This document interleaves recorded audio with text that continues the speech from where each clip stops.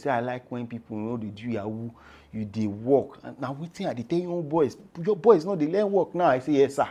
Yes sir. He said, hey boys no dey learn work. All of them na Yahoo don dey see me, I know they do Yahoo. Now why we dey work? He say no problem. Now why you go do this gen well? We wanted to turn on the gen to test it. Boom, boom, boom. Gen not on. Papa, we're trying to on the gen is not coming on. He said, hey, wait for me. He said it's coming. This one that the man is coming to on it. Good customer service. I like his vibe. So this week I remembered a very terrible experience, and let me share it with you guys because you guys enjoy my experiences. So our studio is actually in a residential area, and one of the neighbors downstairs, who is closer to where we place our gen, complained to the management of the house and said the gen noise is disturbing our own peace, which is understandable. And she said we need to find a way to relocate the gen.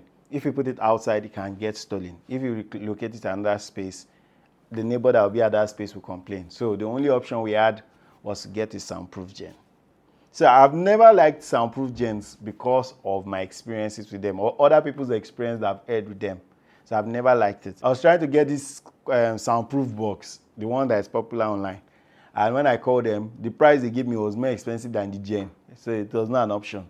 So the only option, and the gen is not big enough to carry everything in the studio. So I would rather just spend that amount of money for the soundproofing of this gen to buy a bigger gen. I hope you understand what I'm saying. So as I was consulting people, one person came to me and said, Larry, I have a place where you can get generator for not too expensive. So as we were going to the place, I told him about various studios I've gone to that they have soundproof gen outside, all those Mikano and the likes. But you always see them on a smaller gen. So I've always asked my friends that own studio that, you have big gen, why do you usually on small gen? So they give me bad experiences like, let me buy this gen, the gen even fit carry iron. So I explained all these experiences I had to the guy taking me to buy the gen.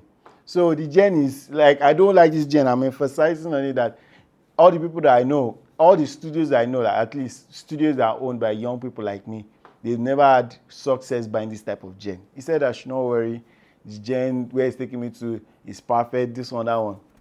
I have to mention that I didn't even have the money that day, but I wanted to see it first. Then I'll be able to raise the fund. You know, when there's a will, there's a way. We got to the place, we saw the gen, we started negotiating. So we're looking for something that can at least carry 2 AC. So not too much, 7 kVA would do the work for that period. And went for 1 gen. So before buying the gen too, I told this new person that was selling the gen too, I told him my whole experience. Say, my friend, their studio, they get luck for gen. This one, that one. He said, no, I should not worry. Then we negotiated. We saw the gen. I didn't want to pass up on the deal. I called some friends and I borrowed money. I called a lot of friends to borrow money to buy the gen. Because I'm not borrowing to consume. I'm borrowing the money to invest. So they know I'll give them back their money. So I told the guy all these stories. And the guy was like, don't worry. This was the tactics the guy used to hold me. He said, I like when people know they do Yahoo, you dey work. And now wetin I dey tell you boys, your boys know they learn work now. I say, yes sir. Yes sir. He said, hey boys know they learn work. All of them na Yahoo don't they see me, I know they do Yahoo. Now why will they work? He said, no problem. Now why you go do this gen well? The first red flag I should have noticed when he finished testing the gen, let's go. He said, wait, because he be young boy where they work, I want me you enjoy this gen. May I help you service the gen? I was like, very, very good. Because it's not brand new. Bear in mind, this is not brand new. I was like, thank you, sir. Thank you for wanting to service the gen. I sat down. The guy that brought me to buy the gen, he was actually not feeling too good. So he had to leave since he has made sure that the gen was okay. So I waited for 3 hours for this man to service a soundproof gen. That was the first red flag. Why? I should have just told the guy, this one I have pieces in the gen in front of me. Like, I saw the gen without the soundproof and him assembling it back. I should have just told the guy I was not buying again. Money that I borrowed. So I picked up the gen, paid a huge sum of money to transport it to the studio. That was the second red flag. The cost of returning the gen. We got to the studio, we wanted to turn on the gen to test it. Boom, boom, boom, gen not on.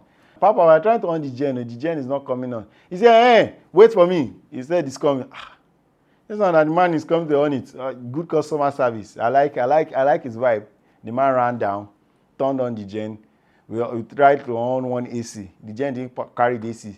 And this was a Friday. He said, now the carburetor will get issue. And why I really service him, I said, okay, that's understandable. I can't ask him to return it because I spent over like 30K to bring it to the studio. And that was my last cash.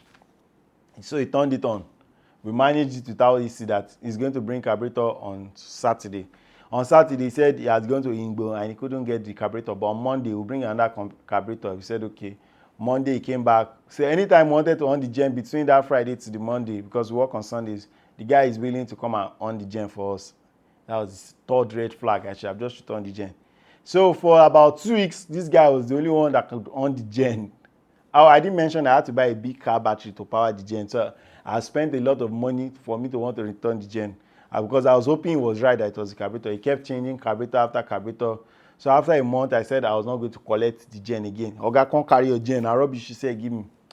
Fourth red flag, the man said, because he be better picking and you be, I see the way you work. See as your studio be, you dey put things together. So I no go give you another gen, we go get problem. I get one container where they come. So once that one come, I go just switch the gen. I was like, very understandable again.